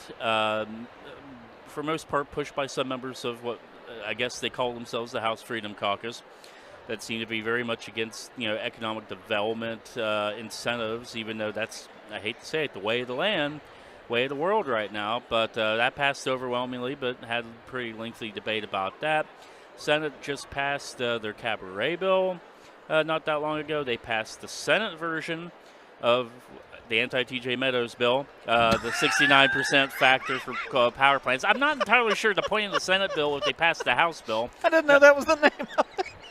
That's what I jokingly probably going to get a resolution or something out of that. You should. So that passed over on the House, Senate side, but there was more opposition to it, vocal opposition. You had Senator Tom Takubo speak up against it. You had Senator Eric Tarr speak against it. So voted no. I didn't look to see I assume he did because he definitely. I just looked. Well, I remember he had questions about it on the House version. I still don't understand the point of passing the Senate version when you, in essence, already passed it in the House bill that's over there. I think the House is going to strip it out. Oh, they're going to, but, it is what it is. I mean, so I guess fantastic. They got another bill, but it's just going to hit a dead end. Let me go back to Team West Virginia. Yeah. Wasn't necessarily surprised, but it is kind of unusual. Normally the majority leader votes with the leadership. McGeehan was a no on that. Hanshaw loves that bill. I was a bit surprised. Surprised and not surprised. I mean, sometimes you do give your leadership a little bit of latitude to be able to vote against you on occasion. I think it's safe to say McGeehan, who, of course, once upon a time was the guy that was the leader of the Liberty Caucus or the Freedom Caucus or whatever name they go by, whatever week it is.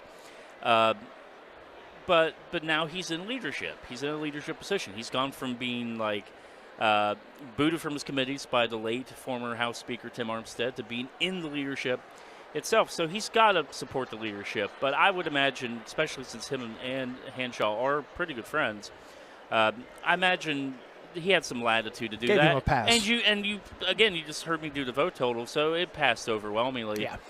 Despite the pressure from, again, Liberty Caucus people and people that are kind of friendlier with Morrissey, who I've always understood behind the scenes is very much against that bill. Stephen Allen Adams is joining us, Ogden Newspapers Capitol reporter and columnist. Can you explain to me what happened to the machine gun bill? Where did it go? I know we got video here. There needs to be like a GIF or something of my head exploding or something. We can make that happen with AI, I don't I'm sure. know. I don't know. I can't really figure it out. I've talked to a few people behind the scenes about the process on that, and it sure just seems like leadership in the Senate, whether that's Senate President Randy Smith or whoever, just yanked the message because they did recommend that bill, the machine gun bill. What 4071 is that? 1071. 1071. Yeah, they recommended it, and of course it's got to go to the Senate Finance Committee first. They should have taken a message on that on the floor, but it just seems like that message just got plucked and out of thin air, and it's not moving. It's not going anywhere, and I'm waiting to see if maybe there's an attempt to somehow discharge it. Even if you can do that, I don't know if you can even discharge it, because where do you discharge it from? The message is gone. So people I talk to say that the Senate president was not wild, really didn't want it on the agenda to begin with. Yeah. So is this a Randy Smith way, which is a more leisurely, more gentleman's way of throwing an elbow, pulling that message? Does that make sense? Well, let me tell you something interesting, because I was perusing Senate Finance Committee Chairman Tom Willis's U.S. Senate social media last night, and I don't know if the people that really want it, which I don't want to label, but I don't have a choice, are kind of to the right of most Republicans. I don't know if the goal was to get them angry at Tom Willis. It's not really Tom Willis that pulled it, obviously. But I got to tell you, that part of the Republican base on Tom Willis's far right side, they're upset. And so I have to wonder if Randy Smith kind of did a really kind of smart thing there. I mean, he endorsed him for his for Tom Willis's U.S. Senate campaign. Of course, he's in the Republican primary against U.S. Senator Shelley Moore Capito. But I got to tell you, Tom Willis is getting hit on social media for that machine gun bill just disappearing, and that could, especially when you got so many people in that Republican primary, that's going to be hurtful going forward. Stephen Allen Adams joining us from Ogden Newspapers Capitol reporter. Crossover day here at the state capitol. Seems like no major surprises so far. What are you expecting as the day goes on today? No major surprises. I mean, here's the thing about crossover day. You got a lot of bills to get through. There are people that wanted their bills to get to this point. It didn't happen. It's a good day if you're in the minority. The minority doesn't have too many parliamentary tricks up its sleeves it can do with how small they are, but the one thing that they can do is they could have bills read in full. They could request that, and that could start happening. That slows down the process. That means bills that some people really want could, I don't want to say die, because nothing's dead until day 60 here during the session, but could really make getting those bills across the finish line that much harder to do. And so anything can really kind of happen today, and there's a lot of filibustering that goes on. I mean, if you want to make sure a bill is more likely to die, you're going to try to drag this thing out today, whether you're in the Democratic minority or if, say, you're in the Republican majority, but you're not happy with some of the bills, or not happy your bills even didn't get to this point. So crossover day is a very interesting day where you see tempers flare and you see some fights. We've already seen some kind of anger during some of the debates, and it's always interesting to watch. It's a great people watching day. Rayleigh's Law fails to get an up or down vote in the House. This is like the 5th time now. I texted Fluharty and asked, I said, has this thing ever gotten an up or down vote in either house? He said no. At least not that he could remember. What happened there today? What are your takeaways? Yeah, from that? it doesn't. It never has by itself. There's been occasion where they've had to sneak it into another bill or something. But a standalone bill, no, it doesn't. That usually hasn't happened. Again, the homeschool lobby seems to be very against the bill, even though it's been thoroughly explained. It doesn't really affect the homeschool lobby. It doesn't affect homeschool parents. It doesn't affect homeschool children. Only affects those parents that happen to be trying to pull their kids out of public school while they're in the middle of a CPS investigation for the purposes of trying to get them away from the eyes of mandatory reporters and using the homeschool avenue to do that. That's all it really does. And it doesn't make homeschoolers or homeschool parents look bad. It doesn't do anything like that. And again, if these things aren't substantiated within a certain window of time, I believe 7 days. 7 days in the most recent version of the House bill, then nothing happens. You get to homeschool your kid if that's really what you were trying to do. So I don't know, other than I know Denise Morrissey, the First Lady, has been kind of working behind the scenes on behalf of homeschool families, trying to advocate against it. It was always going to be an uphill battle because you have to have, 3/4 majority to suspend constitutional rules in order to get that bill in third reading. So you would need between 75 and 80 members to vote to suspend. So it was going to be a tough thing as it is. We'll see if the Senate might try one more time to discharge its bill from committee. I know Senator Amy Grady really would like to see that bill move over there, and she says that they have the votes on the floor if they can get on the floor. Let me throw him a follow-up very quickly. I'm going to throw a statement out there. Agree with it or rebut it. Denise Morrissey may be the most active First Lady when it comes to advocating for legislation that I've seen in recent memory. Particularly this year. Now, we saw her involve herself to some extent in the bill to repeal Certificate of Need last year. And as far as I know, that was really kind of it. This year, she's been more up here in committee meetings or outside committee readings or in hallways more than anybody else. And it really does beg some questions because, again, she has spent most of her life as a Washington, D.C. congressional federal lobbyist. She's never lobbied within the state of West Virginia as far as I'm aware of. Of course, she left her company that she was a principal on, spun off something new. I don't know who her clients are in this new venture, but it does kind of beg the question, is she kind of skirting lobbying laws? Depending on, is she doing this because she really has a passion for it? Or is somebody paying her? And I'm not trying to say one way or the other. It's something that probably we reporters need to look into when session is done. But she has been way, way active upstairs in a way that we've never seen a First Lady be. Most First Ladies don't get that involved in legislation. But here we are.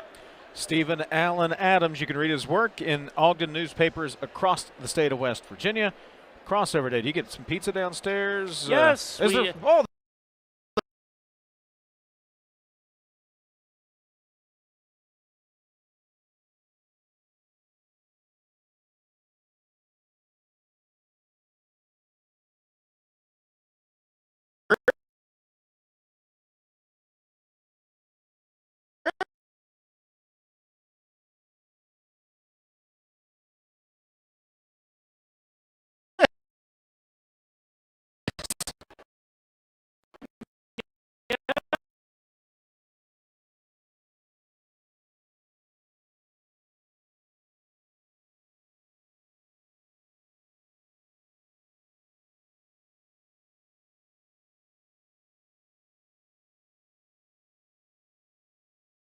West Virginians earn their living in our state's growing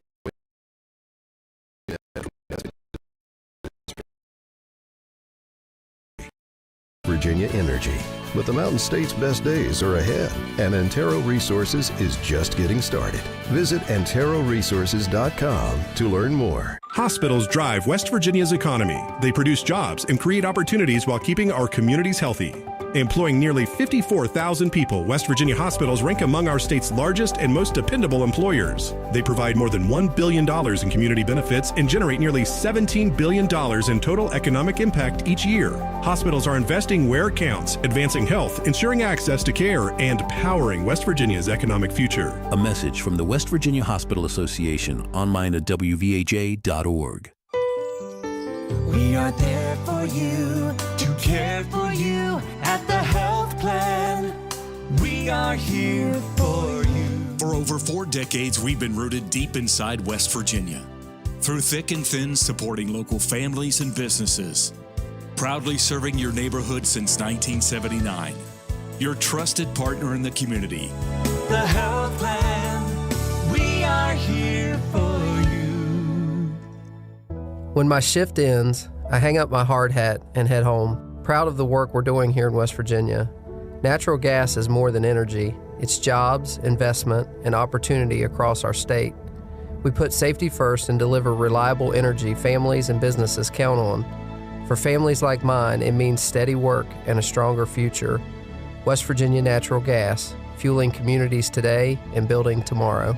This message is brought to you by the Gas and Oil Association of West Virginia. You're listening to Talkline on Metro News, the voice of West Virginia.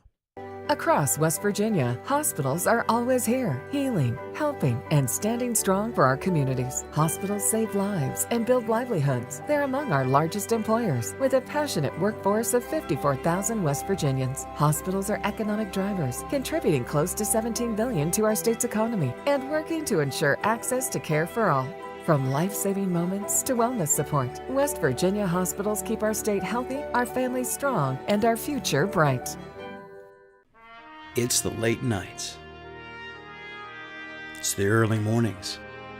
It's working in the sunshine and rain and snow. It's the dedication, the care, the hours of training that led to the winner's circle. It's our job, our passion, our lives. We are the horsemen. Leading the efforts to build a stronger West Virginia, the High Technology Foundation has a proven plan to strengthen and diversify our state's economy.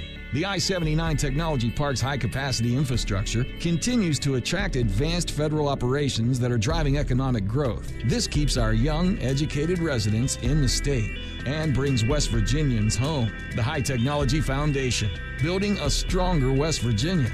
Learn more today at WVHTF.org.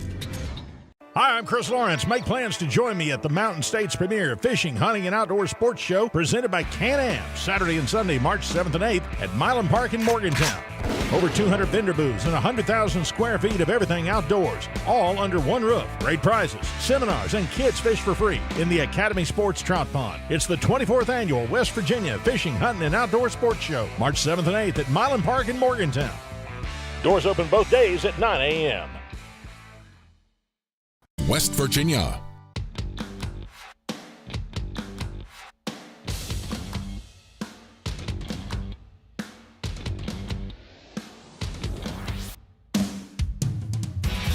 MetroNews Talkline is presented by Encova Insurance, encircling you with coverage to protect what you care about most. Visit Encova.com to learn more.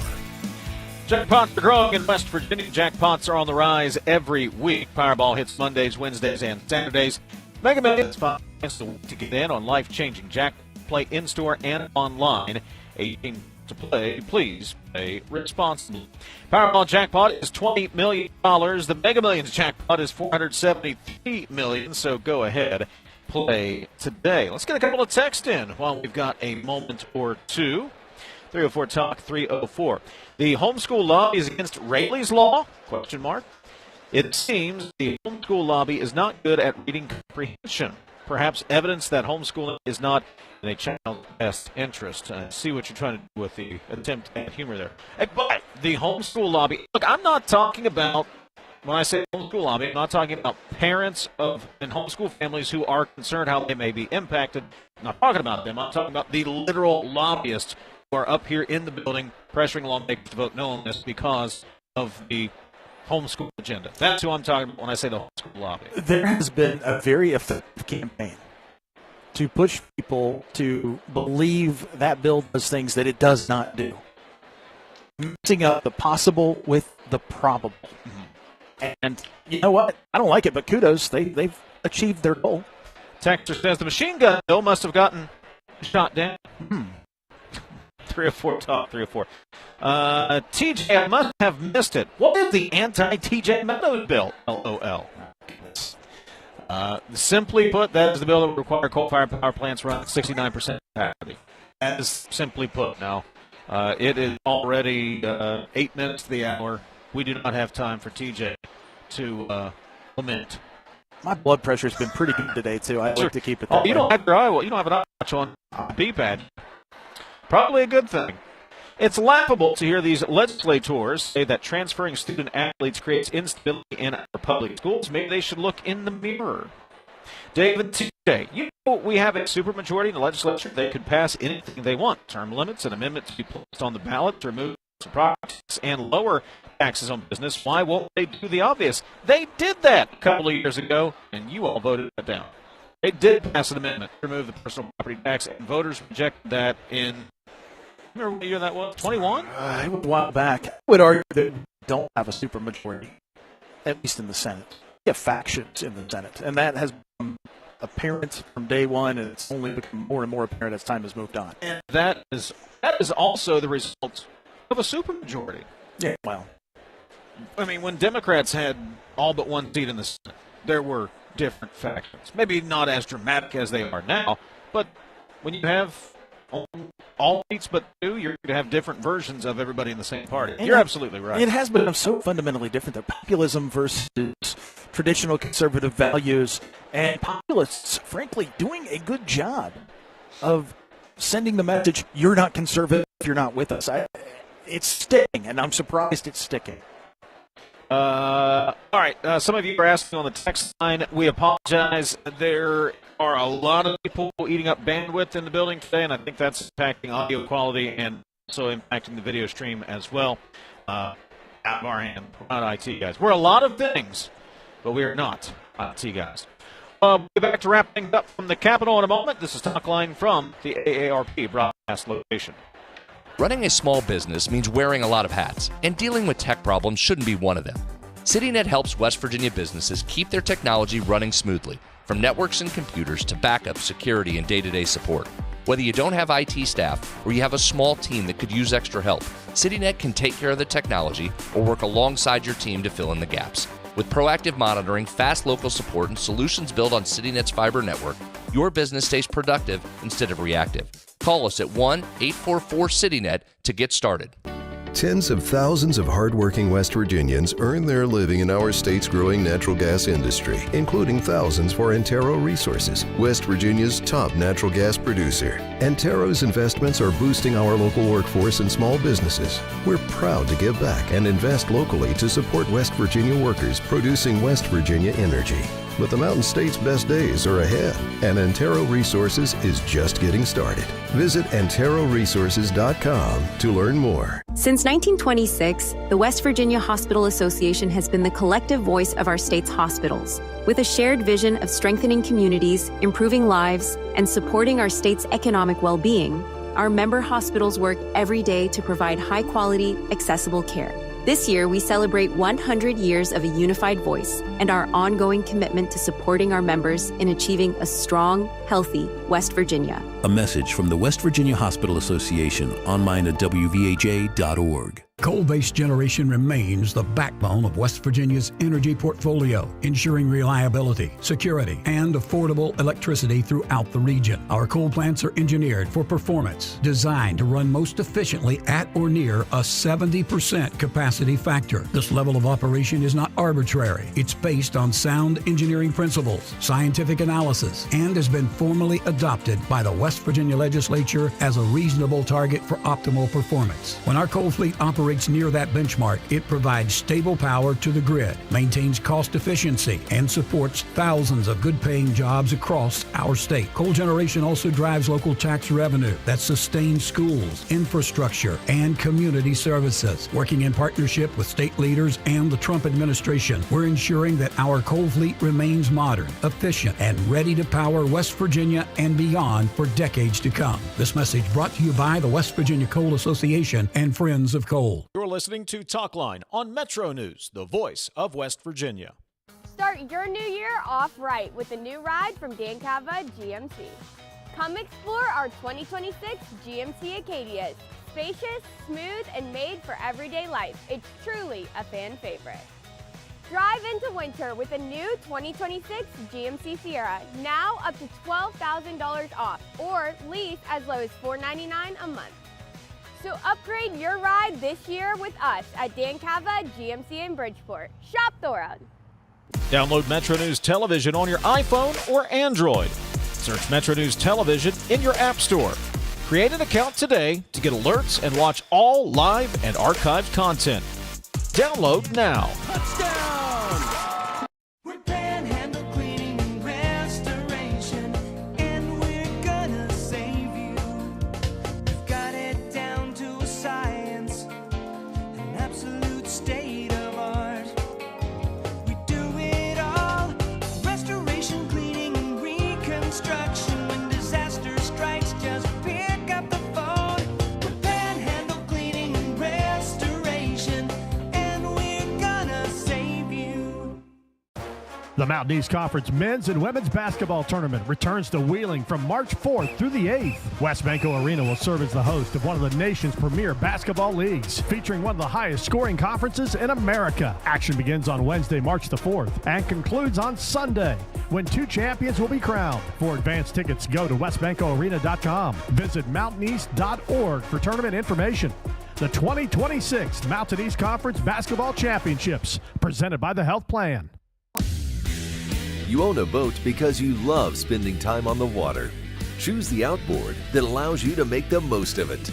Honda Marine's legendary reliability, ease of maintenance, and powerful performance keep you going strong.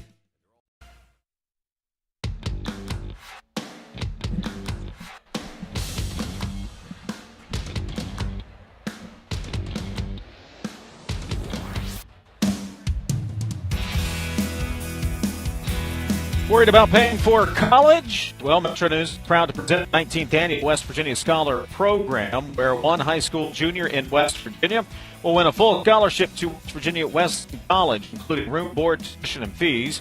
For details, go to wvmetronews.com and click the Apply Now button. Deadline to apply is May 3rd. 2026 West Virginia Scholar Program is presented by West Virginia Hospital Association. Go to wvmetronews.com to apply. Again, the deadline is May 3rd. That'll do it for us from the Capitol. We apologize for any audio issues. It's the internet, man. We'll work on it. Back tomorrow at 10:06. This is Talk on Metro News, the voice of West Virginia.